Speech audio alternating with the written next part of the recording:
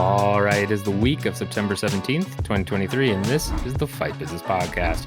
I'm your host, Patrick Auger, and today it's all about TKO, the new company created by the merger of the UFC and WWE, which took place this past Tuesday, September 12th.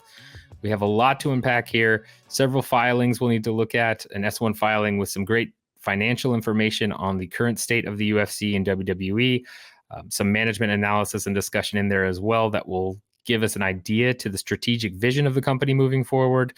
We'll talk about how it affects Endeavor, why Endeavor went ahead and spun off the UFC when it was their crown jewel. Just tons to unpack here. That's what most of the episode is going to be about. Just talking about the behind the scenes stuff, what you can expect moving forward, any changes you can expect. I know there's talks about layoffs. We'll dive into that. Just lots to unpack. That'll be most of the episode. On top of that, however, we are going to talk about John Makdessi's grievances, one could say, regarding his pay from UFC 293 in Australia. He did post a payment remittance that kind of gives a breakdown of what fighters get paid. We're going to go through that a little bit because there's some information floating out there I don't think is quite accurate. And there is some other information that it's important we call out and we can learn from a fighter revealing his pay like this. And then last but not least, we are going to briefly talk about the business side of Israel Adesanya losing in pretty dominant fashion to Sean Strickland at UFC 293. Lots of business ramifications. You can already see it in certain areas of the sport. I will dive into that more in depth when we get to it. But yes, you can tell that this was not a good night for the UFC from a business perspective, and they are now trying to spin the narrative in a different way. So with that in mind, timestamps at the bottom as always, and let's go ahead and dive right in. All right, so on to the meat and potatoes, as we say, of this episode, which is the creation of the new entity, which is trading live on the New York Stock Exchange.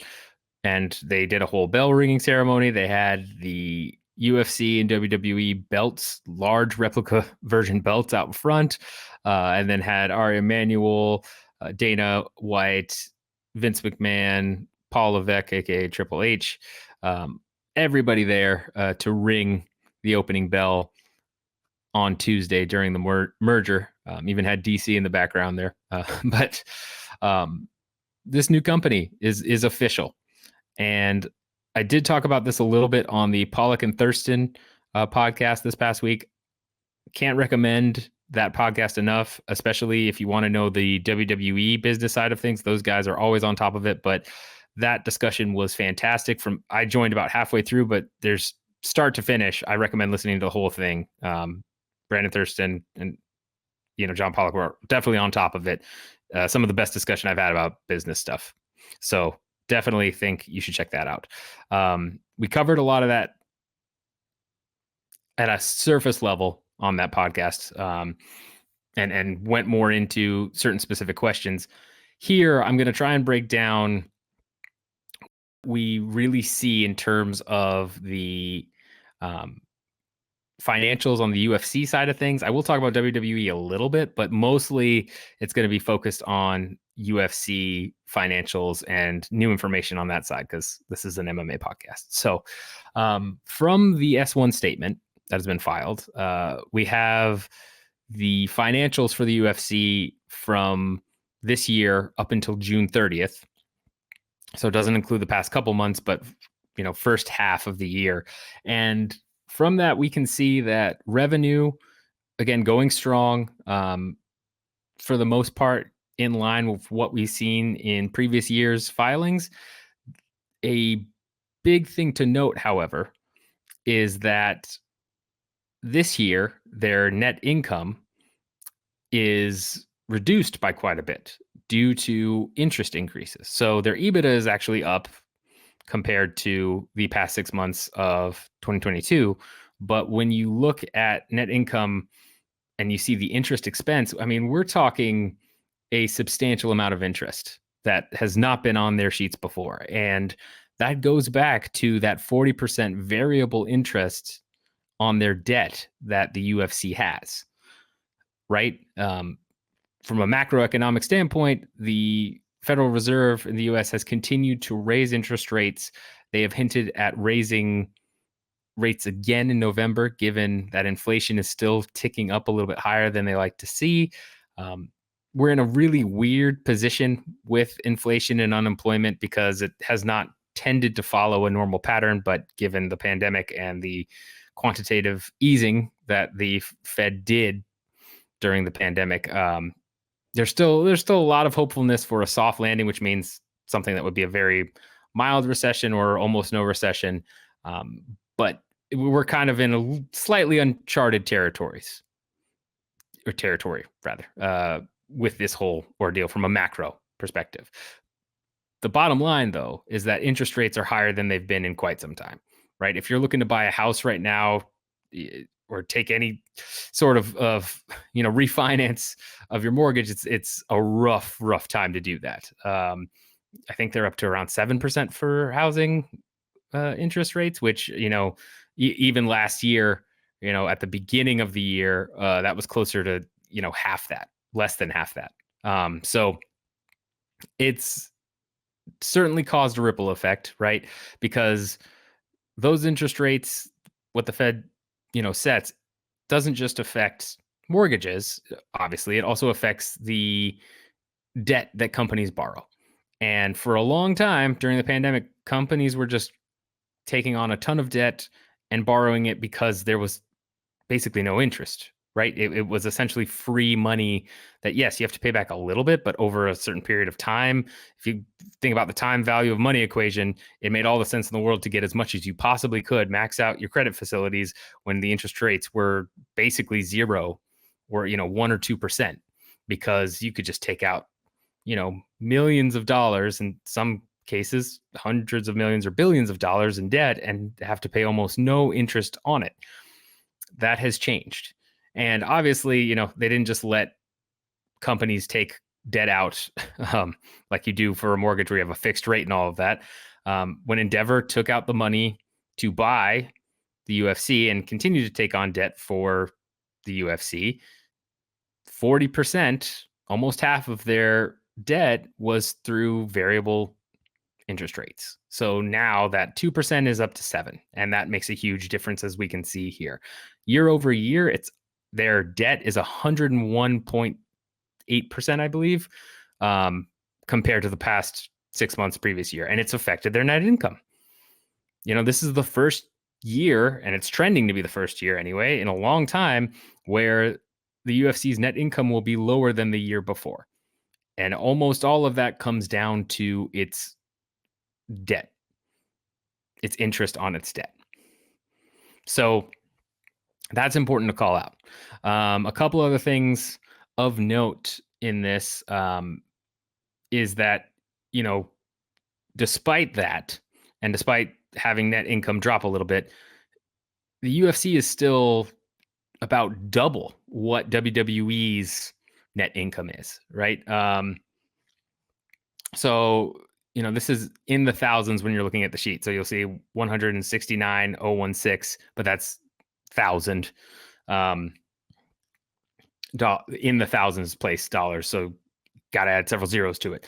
And then you look at WWE's and it's about 88,679. So a little bit more than half, but still it's significantly less. And that's despite overall revenue for WWE being at 707,925, while UFC was 611,915. So about 90-ish, more in revenue, and yet their net income is less. And that's pretty much because their direct operating costs for WWE are far higher. This is important because a lot of people are going to look at either the top revenue numbers or look at EBITDA specifically. Because if you look at EBITDA, UFC blows it out of the water, but interest for WWE is almost non-existent. In terms of where things sit with this new company, UFC is still the main driver of profitability as of right now, right? They're both profitable, clearly. I mean, those are not negative numbers. It's not, that WWE is barely making any money, but UFC is still going to be the main net income driver, at least as it stands right now. And that's important because when we talk about things like the antitrust lawsuit or factors that affect business and could disrupt one or the other company, if the UFC is disrupted, it's going to hurt far more than WWE right now because they're making about almost twice as much in net income. So, yes, it's still a bad thing if, AEW somehow becomes insanely massive overnight and, WWE's ticket sales drop and blah, blah, blah, of course. But like from an overall company standpoint now, it's going to be less of an effect than if, say, injunctive relief releases contracts of UFC fighters and PFL does gain a bigger foothold in the MMA market. Just got to keep that in mind because we're going to talk about both of these companies probably moving forward quite a bit. I mean, we've had some analogies and some discussion of pro wrestling on the show before, but it's going to obviously increase just because they are now formed into one company. But it's very important to know about your sensitivity, right? Like it's I cannot stress enough from consulting and other things where a lot of people just assume things are equal when a merger happens or that certain areas are really what's causing issues. And you've got to look at what truly moves the needle. If, for example, the UFC could find a way to get rid of that variable debt and pay that debt down now, that's going to be a higher priority for them since interest is their biggest expense, decreasing net income. WWE, on the other hand, has not that much interest on their income at all. So they don't necessarily want to pay down WWE's debt. If anything, right, they could technically add more. I mean, not right now because it's just a terrible time to add debt. But I mean, if you're going to focus on paying down debt right now, it's UFC's without question. And yes, you could get, increase in fighter pay and, wrestler increase in their pay and all that fun stuff. That's fine. And that would certainly raise, their expenses. But right now, the biggest lever of, okay, this is going to actually change things is interest on the UFC's debt, at least from the UFC side of things. WWE, it's their operating costs. If they can lower their costs through some of these synergies on the back end, which we'll talk about with production and management, then that's going to make the biggest difference in their overall profitability. So two companies, very different levers for pulling and changing what drives profitability. That's the main point I wanted to make with that. Other things of note on the UFC side in these filings, the UFC is, and TKO owns 7% of Howlerhead, which is the, banana infused, I think it's whiskey or tea. I honestly haven't kept the liquor that Dana White, peddles that's banana type. They have up to date about almost $1 million in equity losses. And over the past several years, if you look at the filings where they compare 2020 to 2021 to 2022, Howlerhead has not been doing well. And it's caused equity losses of about $1 million a year for the UFC. Don't know if that will change or, exactly what that leads to, but that's not a great sign on Howlerhead being successful in the market. It's not another proper 12, it seems, in that regard. Endeavor has noted in some of these filings as well, when we get into the management analysis and discussion, that they could hypothetically compete with TKO, which is very interesting. There's a non-compete agreement essentially in TKO's governance agreement that states that 5 years from this date or 6 months after Endeavor, divests from TKO. So right now, Endeavor owns 51% of the company. If they were to sell off their shares and divest in any regard. Be 6 months from that point. They cannot invest in another wrestling or MMA company, nor negotiate contracts for wrestling or MMA talent. That second part is big. Investing in another wrestling or MMA company, right? At this point, again, there are so few actual competitors. It wouldn't make sense for, I mean, with both WWE and UFC being the brand leaders of their industries by such a long shot, it wouldn't make sense to divest and invest in another company, right? Like TK Endeavor would never say, I'm going to sell all my shares in TKO and then I'm going to like pour a bunch of money into AEW and PFL. It just doesn't make sense. Things would have to change rapidly and at a pace that I mean, truly rapidly, like a pace I don't believe anyone could anticipate in order for that to even be a plausible financial and business decision on Endeavor's side. I don't think it's happening. But the negotiating contracts for wrestling and MMA talent, however, that is interesting because especially with some of the bigger stars, right, in MMA and WWE, they're represented by WE or WME, IMG, right, William Morris Endeavor talent agencies. If you get a Rock or John Cena or which I don't know if they're currently repped by Endeavor, but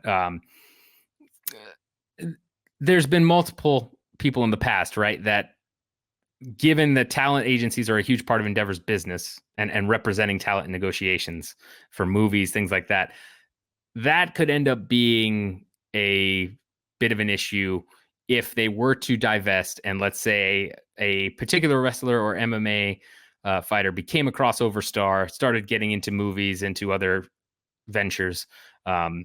They wouldn't be able to, represent them as a talent agency. That's where that could actually affect Endeavor, right? If we're talking like another Conor McGregor, another Rock popping up, and then they've got a deal with Endeavor representing them, and then Endeavor's like, we've got to divest.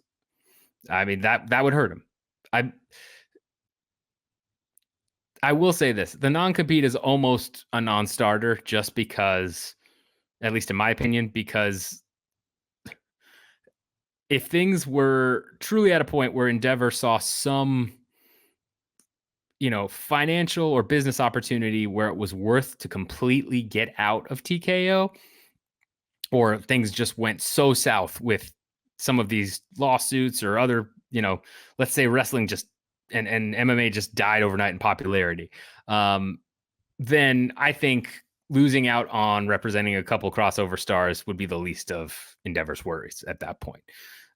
Make no mistake, even though Endeavor is now divested, and we'll get to that here in a bit in terms of why they made this transaction. And sorry, I said divested. They're not divested. Why they are no longer full owners, right? And they spun off the company to do this.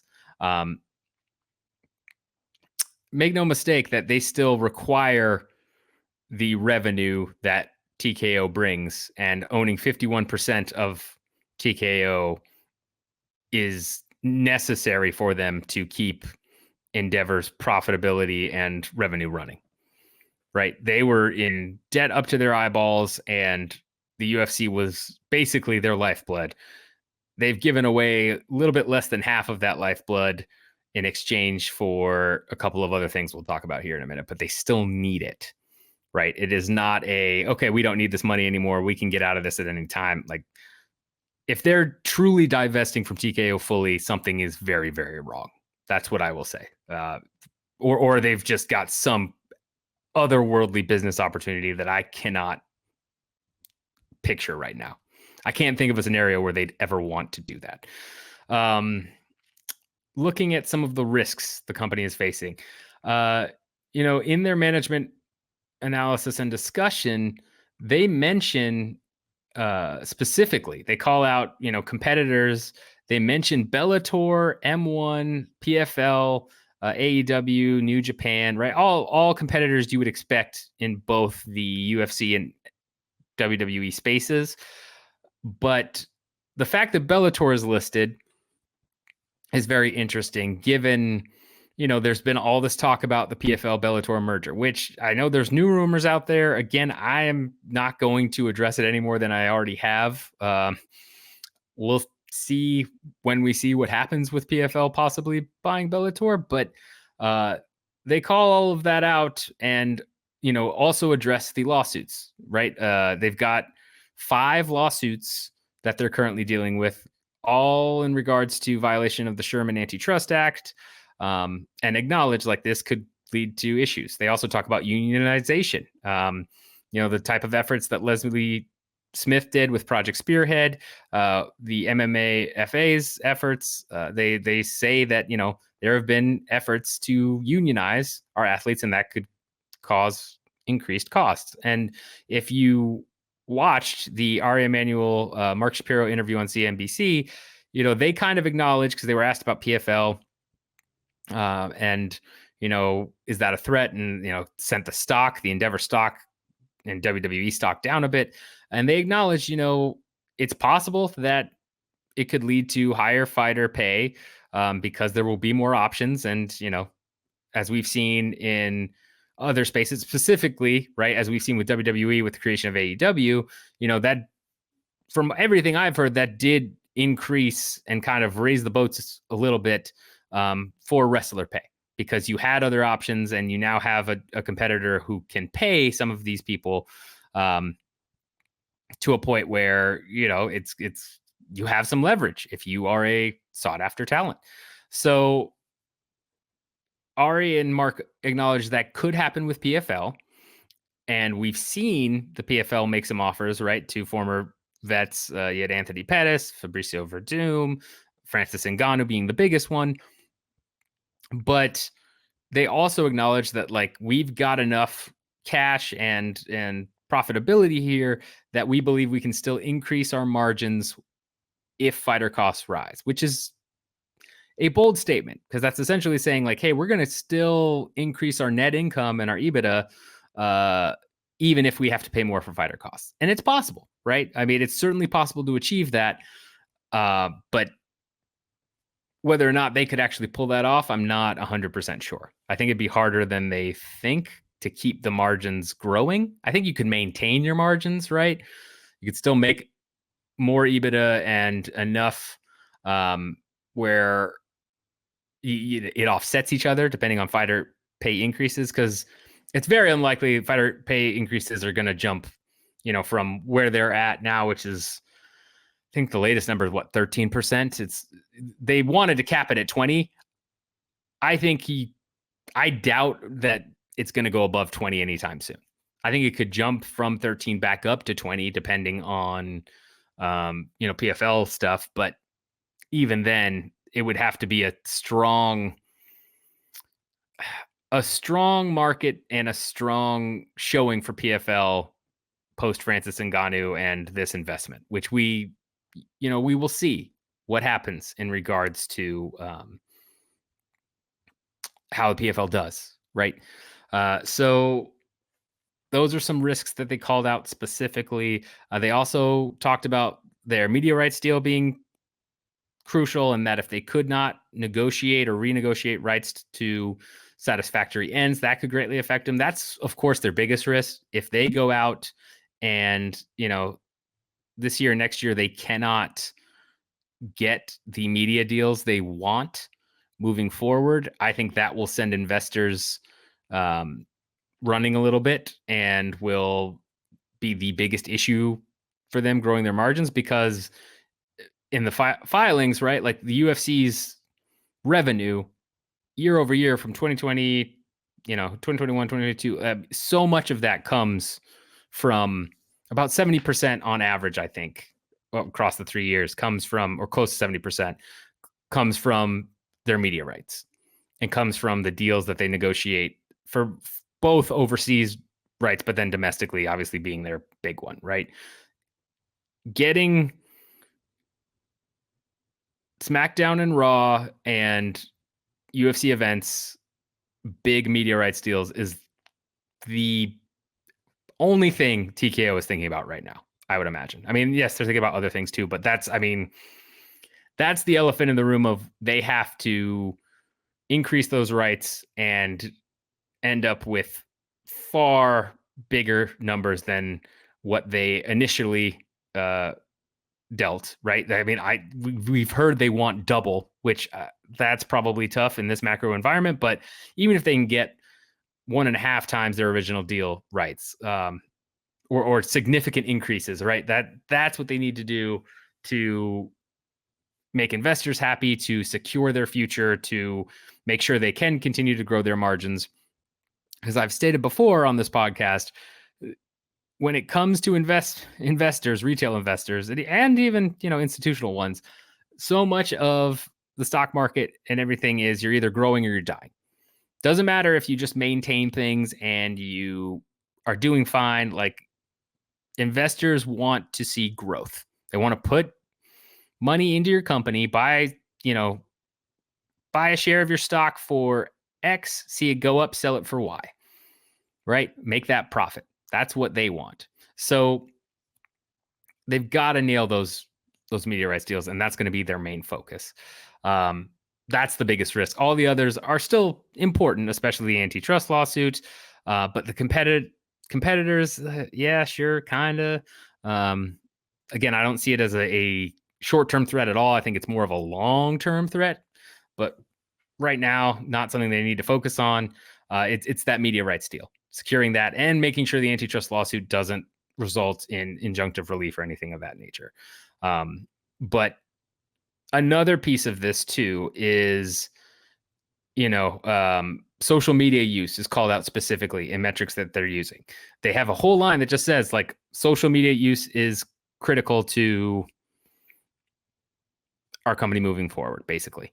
And that goes back to those metrics I've talked about over and over, right? We've heard Lawrence Epstein talk about the UFC's 8-segment customer market. We've heard Dana White talk about how Chase Hooper did a ridiculous amount of views through social media stuff. And, we've seen YouTube views be a big indicator of people being pushed and things of that nature. Social media is a huge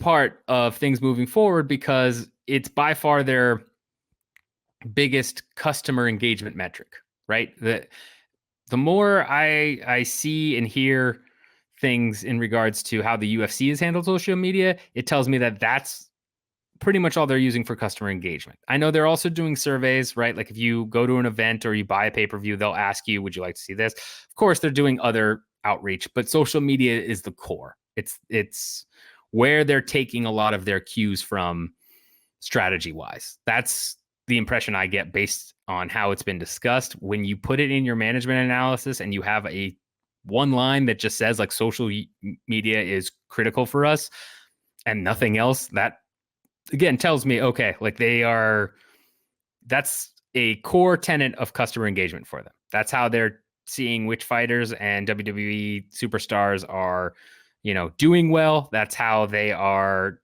maybe making decisions on who to push or, match up particularly well, which isn't, rocket science, right? One could easily guess that, but it's not just some other shady metrics or, shadow metrics in the background where, okay, we don't know about this, and this.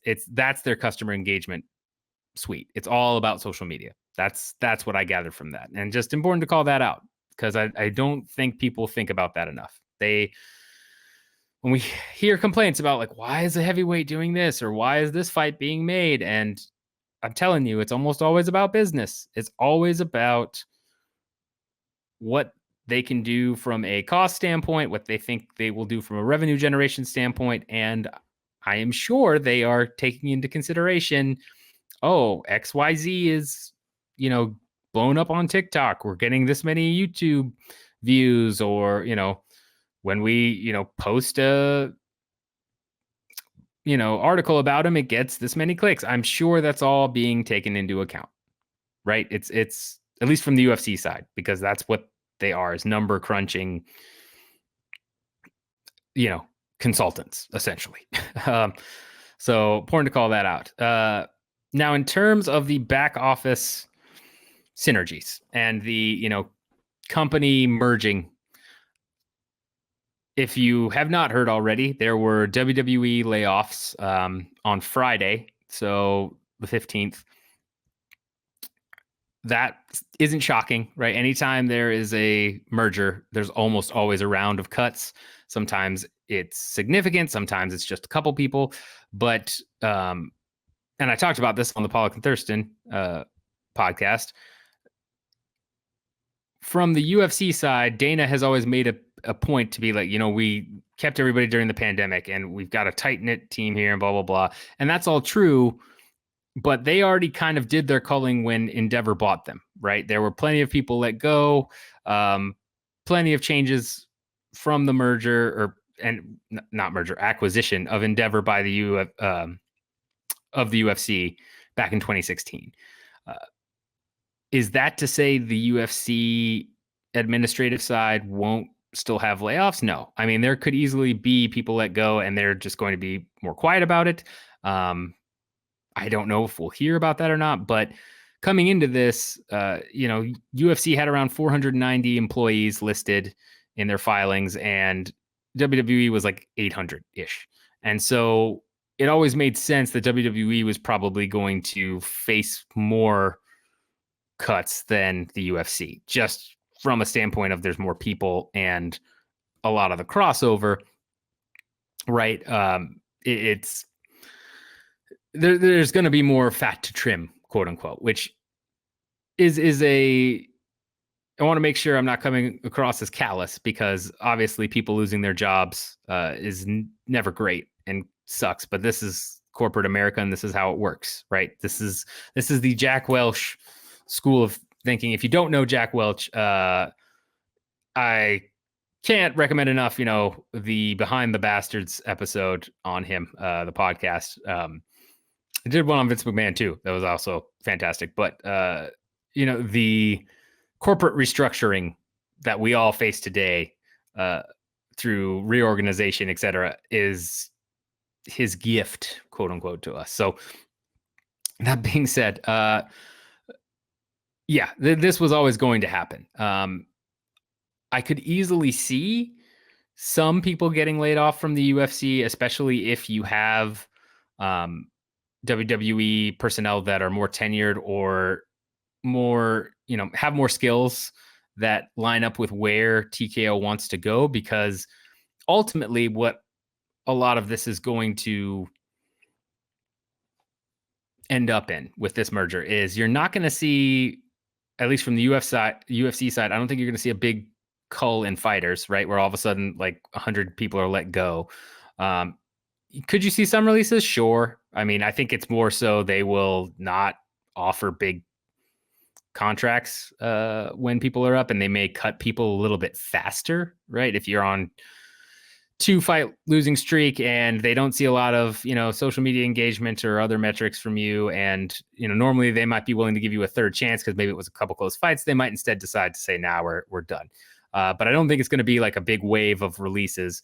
WWE, I don't know on that. I've seen mixed reviews from reporters in terms of some say a big release wave is coming.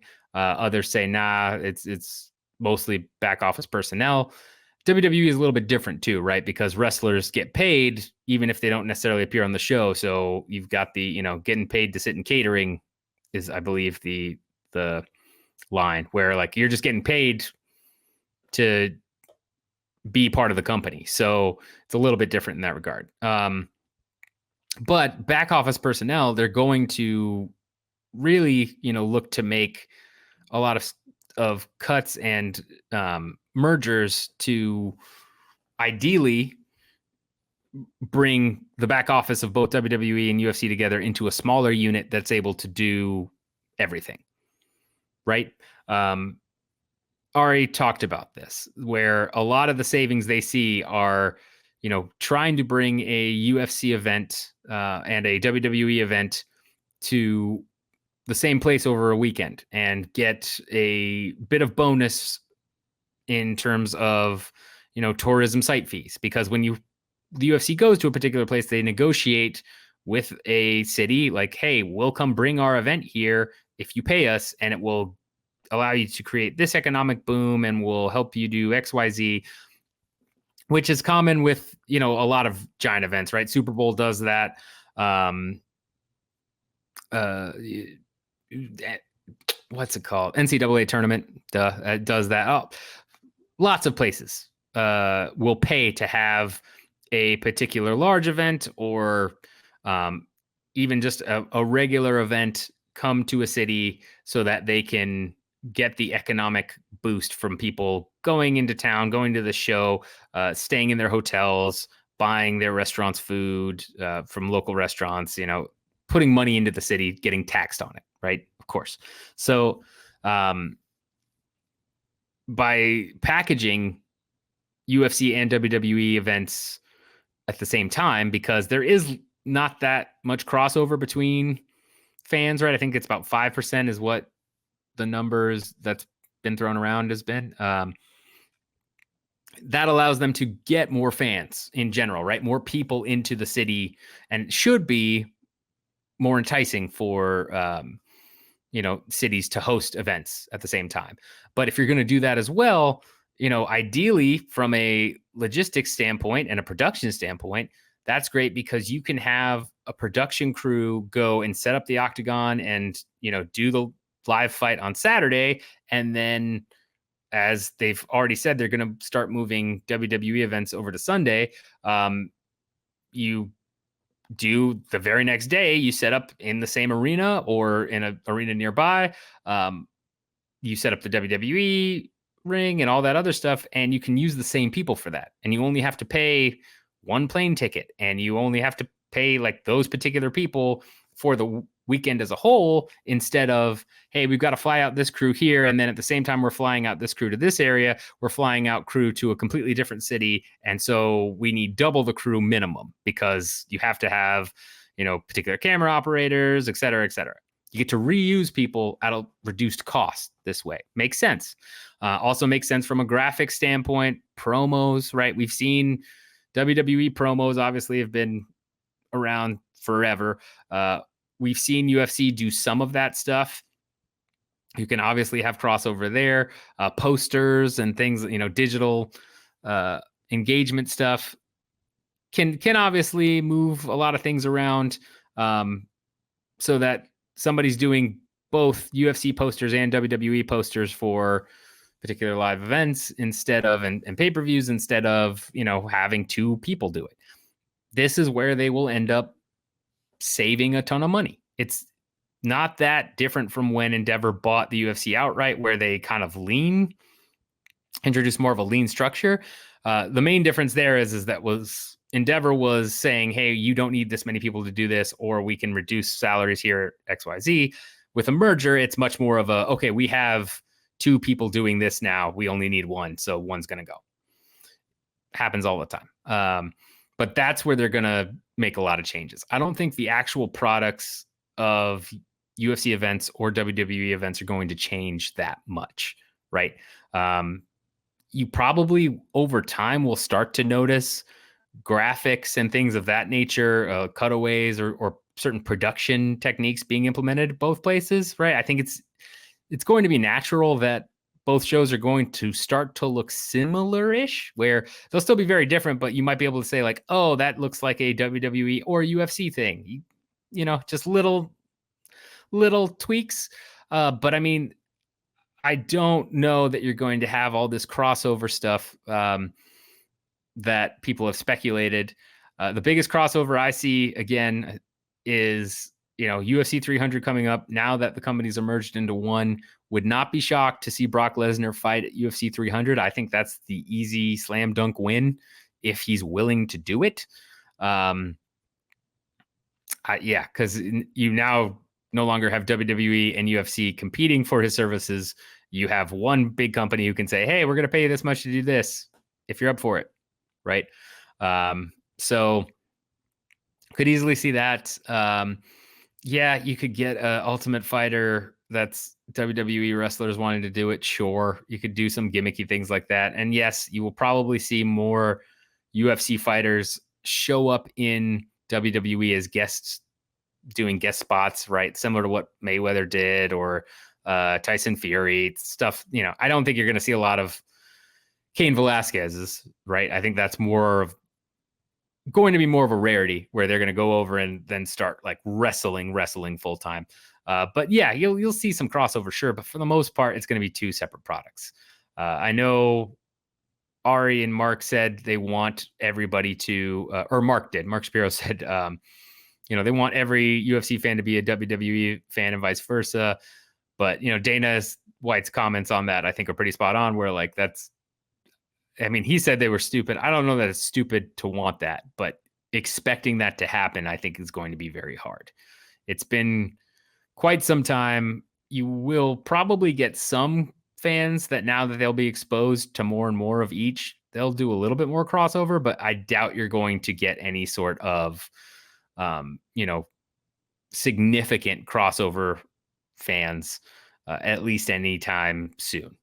Could they come up with a way to really entice fans to get into pro wrestling and vice versa? Sure, but I think it's at least the next 5 years. You got to expect that 5% crossover is pretty much it. Maybe you can bump that up a couple percentage points, but nothing so much that you think, okay, we've got to now pivot and start offering certain products or services that really cater to that crossover fan, right? I mean, you could, who knows? You may end up doing things where it's like, hey, it's going to be Royal Rumble weekend with not International Fight Week, SummerSlam and International Fight Week, same weekend, and you can buy tickets for both together, right? Like, who knows? Maybe, but that's like a VIP on location thing they could do. But it's not going to be prevalent. Not going to be all of a sudden everywhere you go, it's buy one, get one, or, go to both these events. I don't foresee that at all. I do think On Location Services will start managing WWE VIP experiences, right? What they're doing in the UFC right now, where, you go to Apex shows and you can, at the pay-per-views, you can meet and greet the fighters and have your special area and good seats, all that stuff. Like, I do think you'll start to see some of that in WWE. And again, it will look just like On Location offerings in UFC, because that just makes sense for them to do. It's low-hanging fruit. But other than that, again, I think you're looking at two pretty distinct products still. So, one of the best things I've seen was from an MMA site. I think it was Bloody Elbow, said, like, technically Vince McMahon could veto, moves in the UFC. That's not going to happen. I mean, when you talk about titles, right? Because Dana White's been promoted to CEO and Vince McMahon is now chairman of TKO. Like, when you talk about shuffling titles around and reporting to things, once you get to a certain level, from what I've seen in the C-suite, and it does depend on the company, I will add that caveat. But once you get to a particular level, right? You are, yes, you technically have a boss, and yes, you technically have to report to people, etc. But it becomes much more discussionary, and is discussionary even a word? Sorry, just spitballing here. Much more through discussions and mutual respect and partnership than your typical manager ordering an employee to do this, or employee saying, I'm going to do this, and manager saying yay or nay on that stuff. Big decisions always, but Ari has already made it pretty clear that, Vince is going to run WWE and Dana is going to run UFC. And I think if Vince were to interfere at all with UFC in a negative manner, right, where Dana didn't ask for his help, or if Vince tried to meddle in UFC at all, Ari will shut that down, right? There's no way Vince is going to have veto power into certain aspects. Talent relations could be interesting, right? talent relations on both sides has been tumultuous with Hunter Campbell and John Laurinaitis previously. And I forget who's in charge of talent relations now in WWE, but that could maybe there's crossover there, with how they want to merge that. If maybe somebody's kind of head of both fighters and wrestlers or whatever, but like you're not going to see Vince McMahon involved in UFC decisions. It's not going to happen. It's not clickbait, but it's it's ignore anyone saying that Vince McMahon could veto certain things in the UFC. There's no way.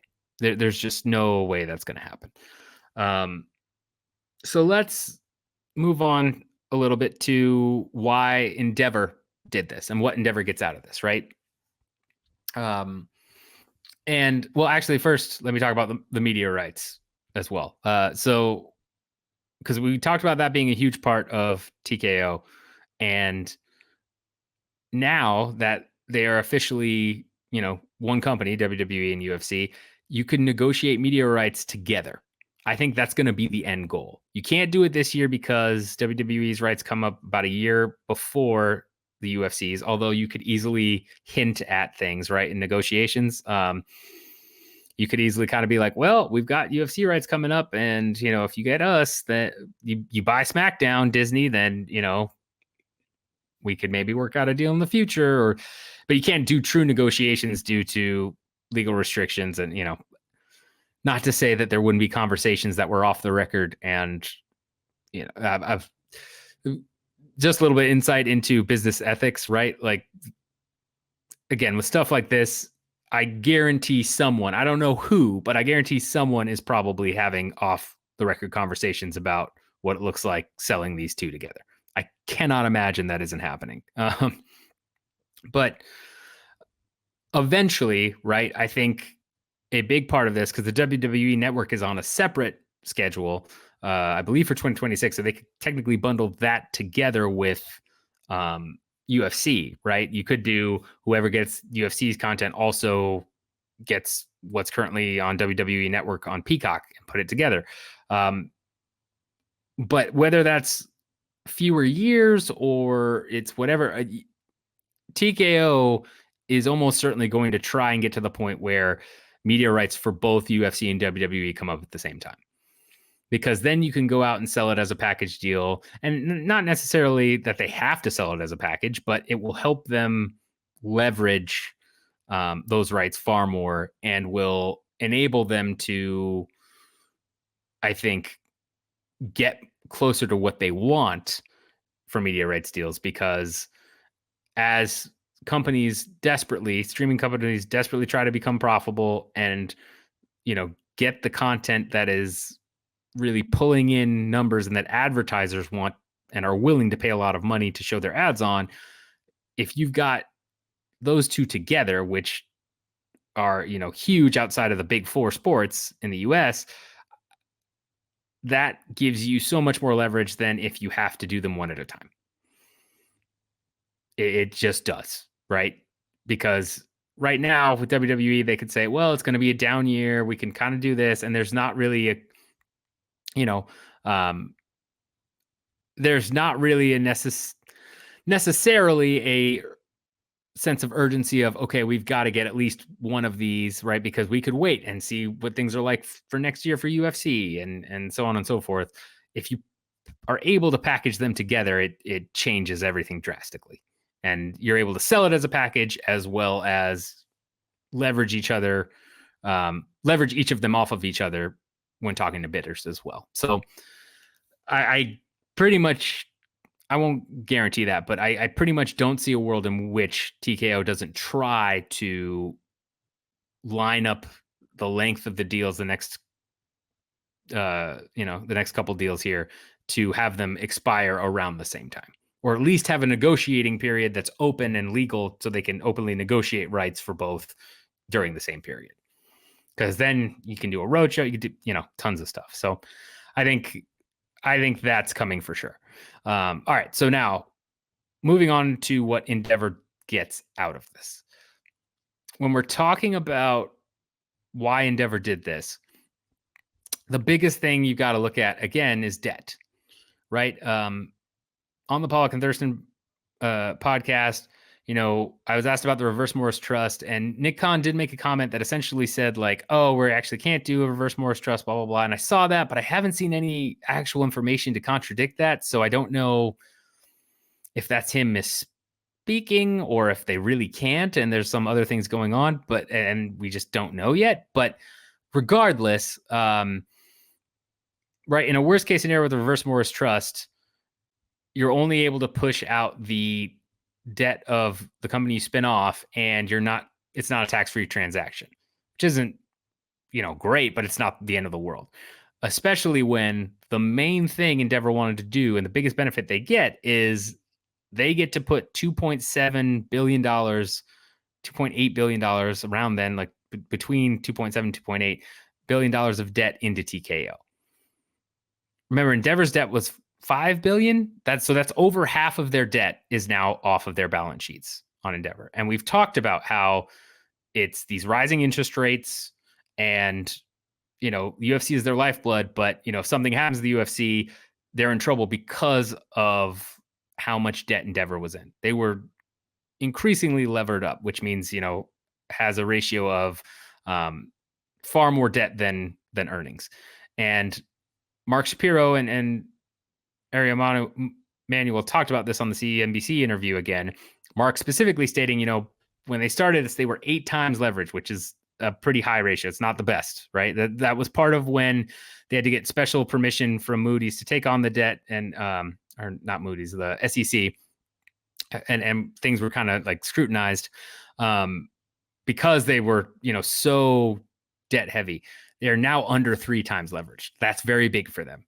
And that's much more healthy for a company, right? That's something as an investor you like to see, because that means, all right, even if things aren't as bad as, or I'm sorry, even as good as you want them to be revenue wise or particular whatever wise, it's not like you have these looming interest payments and this looming amount of money that they have to pay back. They still do, but it's far less than it was before. I mean, getting rid of over half your debt in a single transaction is always a good thing for a company generally, right? So this allows them to transfer a lot of that debt and give them some breathing room. It also allows them to kind of diversify their money that they're getting in by having WWE be a part of this, right? We know with the antitrust lawsuit and some of the other threats the UFC faces, if something happens to the UFC, it's a real bad time.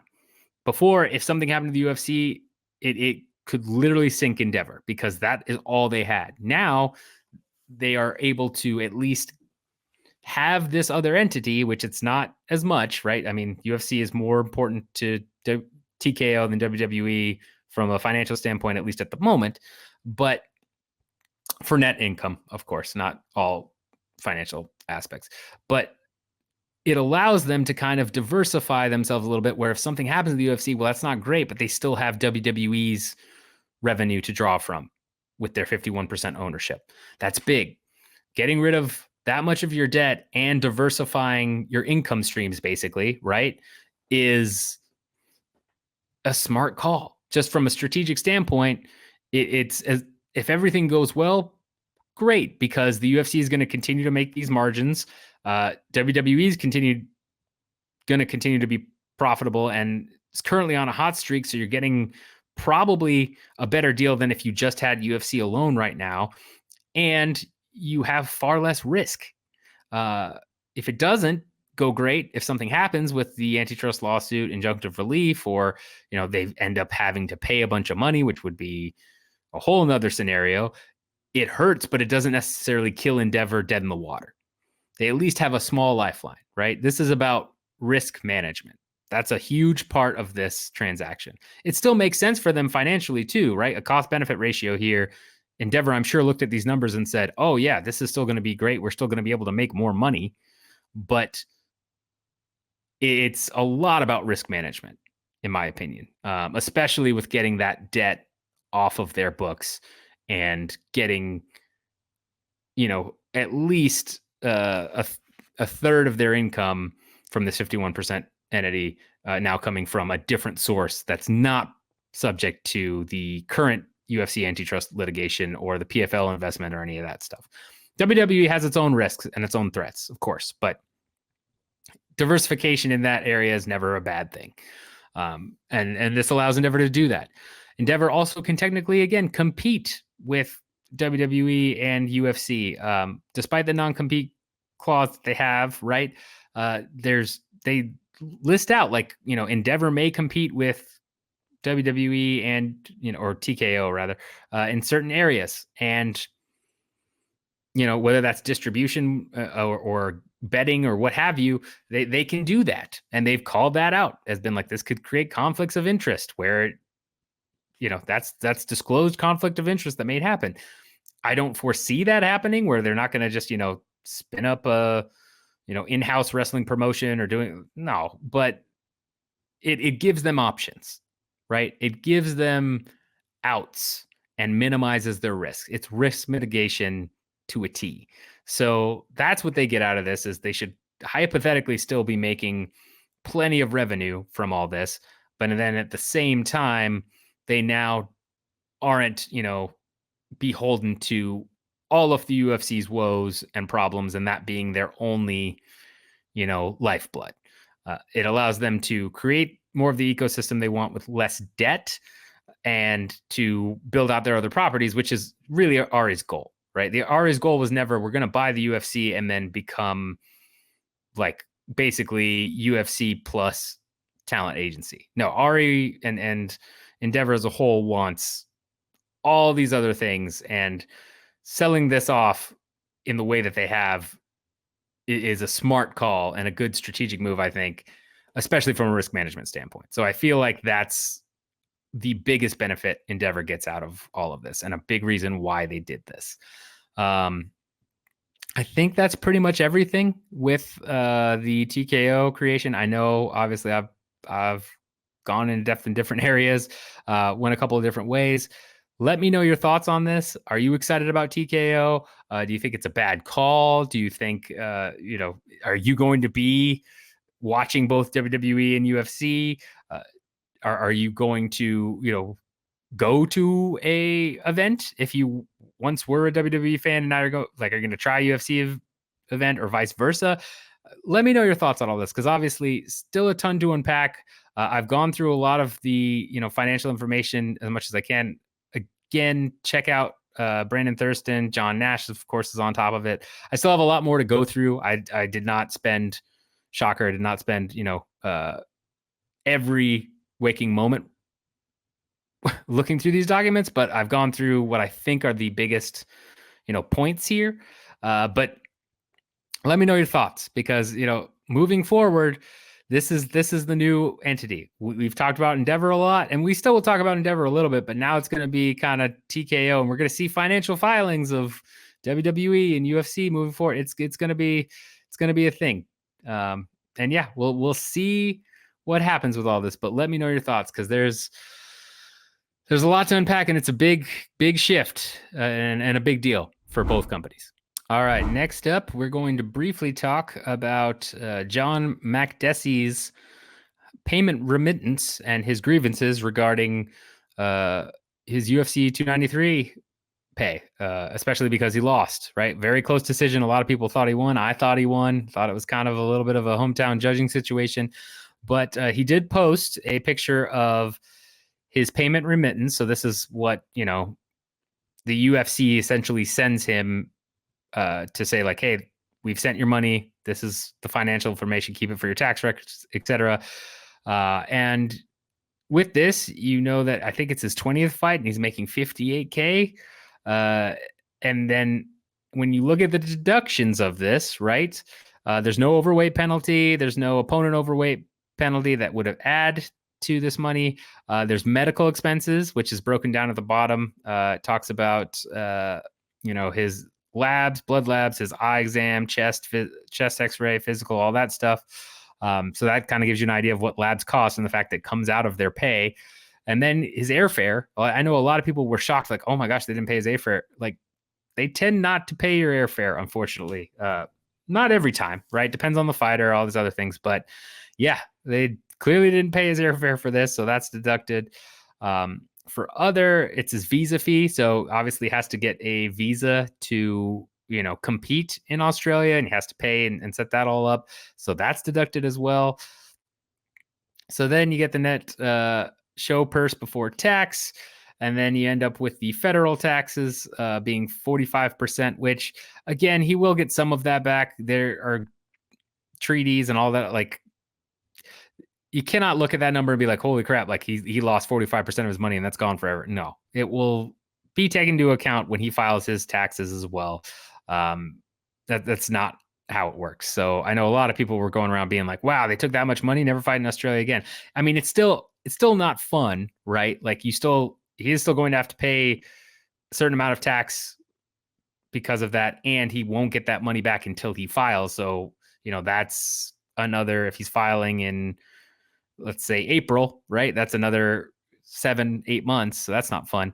But it's not like he lost that money forever, right? That goes towards his taxes in general.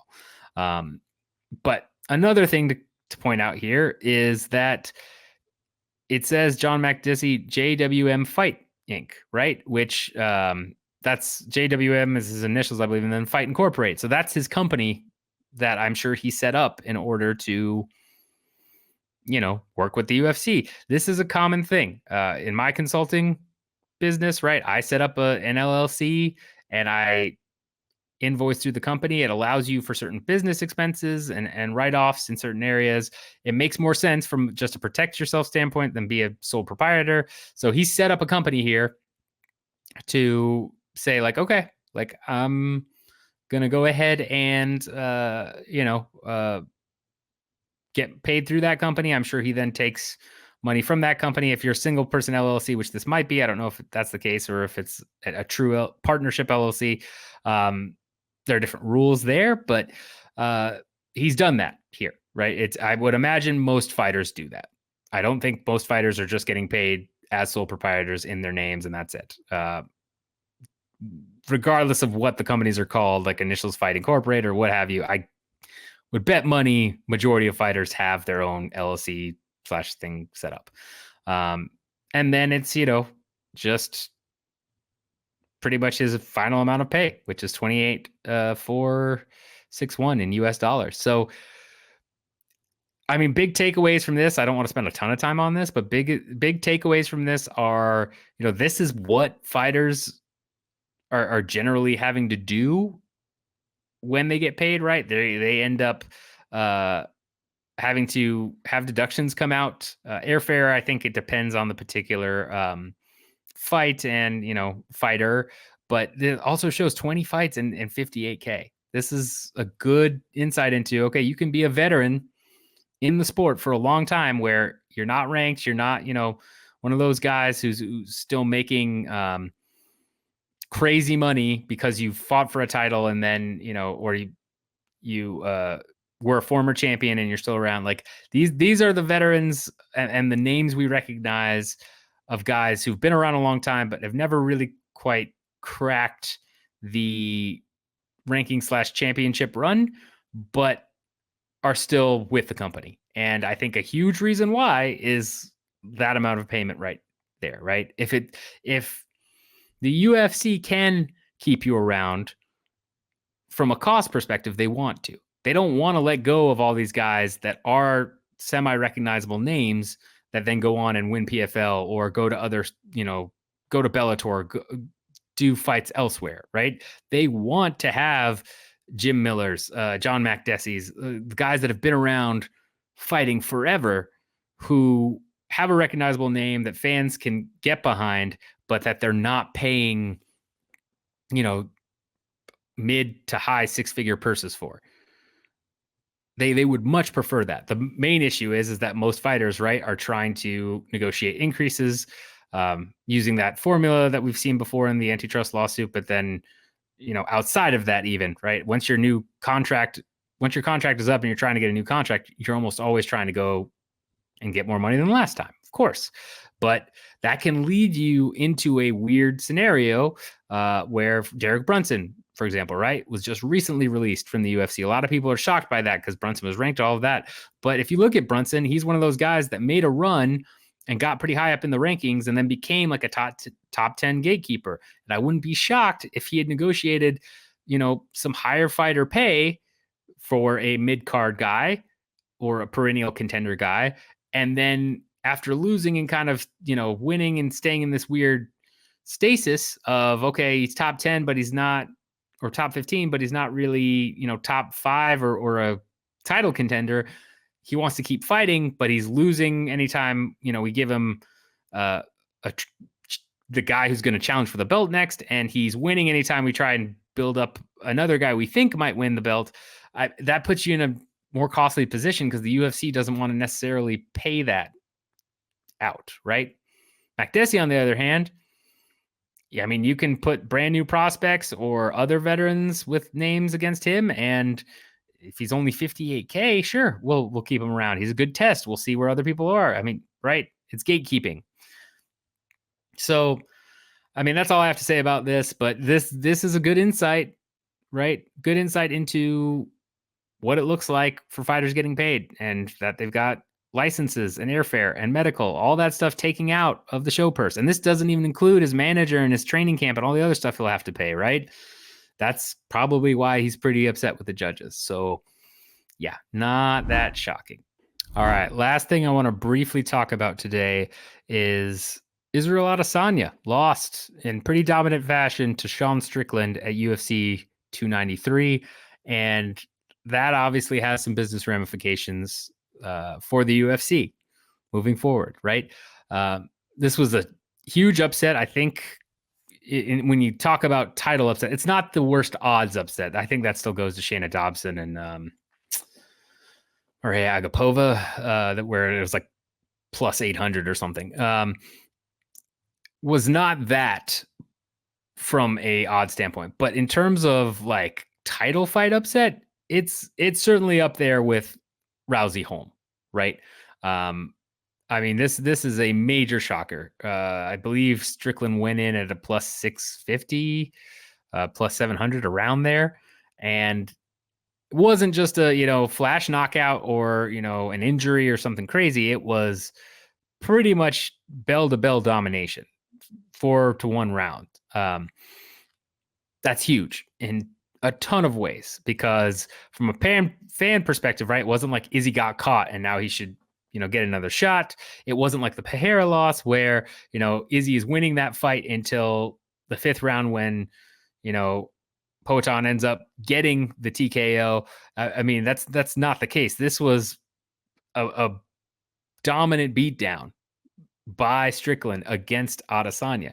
And so with this, right, because this was obviously a fight made pretty short notice after Dricus du Plessis, yeah, I'm mispronouncing, I know, I'm sorry, couldn't fight after his injury against Robert Whittaker. And that was the fight they wanted to do in Sydney. So you had Strickland come in and do this in order to keep the card intact, in order to keep Izzy on the card. And now this sends everything into chaos. You've got the merger happening, right? And it is there is no doubt. It is without question that Adesanya is one of the biggest stars in the UFC right now. And if you want to talk about consistent attractions, he's the biggest, most consistent attraction for sure. He fights regularly. He draws big numbers. He's not McGregor, but outside of McGregor, he's right up there. You could argue he's larger than John Jones, depending on John Jones's opponent, because we know John Jones has had a couple of opponents in fights where he did not draw particularly well, right? Anthony Smith, Thiago Santos, I think, drew a little bit lower. I mean, Adesanya tends to still sell what we know, not as much as Oliveira versus Gaethje from Sports Business Journal, but I mean, I gotta imagine he's still one of the bigger draws out there. Internationally, he definitely is, which is a huge point, right? Domestically, that's one thing, but internationally, like he still is very big. So with all that in mind, right? in terms of him losing now, we've seen two immediate things, which is one, Dana White said that the rematch should happen. Like, you definitely do the rematch, which a lot of fighters and fans were kind of scratching their heads. Like, why would you do a rematch after a dominant, pillar to post type defeat? And then you've got ESPN, who has their own rankings, just like Sherdog does and other people, whatever, essentially say with Brett Okamoto, the reporter for ESPN. I'm not going to call him a journalist, reporter for ESPN, saying, Adesanya had an off night, and in our rankings, he's still number one, and Strickland is only number 5 because, one bad night doesn't define a fighter. Now, keep in mind that Adesanya is now 1-2 in his last 3 fights. And it's just the amount of I'm happy to see the amount of pushback, right, on that narrative. But to look at this from a business view, right, clearly the UFC is doing everything they can to get Izzy back with a title and to put him and protect his credibility, right? Because as we know, in order to become a star in this sport, you have to have a personality that attracts people, which Izzy does, and then you have to consistently win. If you don't consistently win over time, your star power starts to fade. Doesn't mean you still can't draw a ton. Doesn't mean you still aren't, people aren't going to tune into your fights, right? McGregor obviously has taken a hit in some ways after the Poirier losses, but he could, if he comes back, he's still making tons of money. He's still probably doing close to 1 million, if not over 1 million buys, right? And you could still, once you hit that type of level of star power, if you lose 8 times in a row, okay,